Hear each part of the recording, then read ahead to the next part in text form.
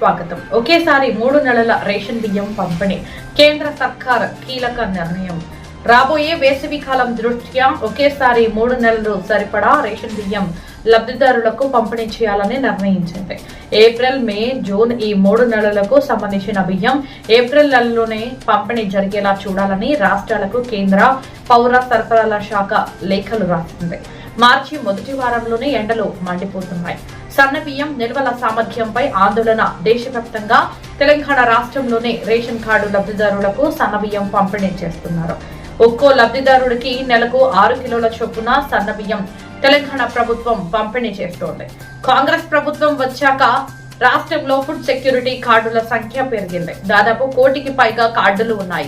ఒకేసారి 3 నెలలకు సరిపడా కోటా ఇవ్వాలని కేంద్రం సూచించడంతో ఆ మేరకు సరిపడా బియ్యం కోటా నిల్వలు సాధ్యాలను తెలంగాణ ప్రభుత్వం పరిశీలిస్తోంది.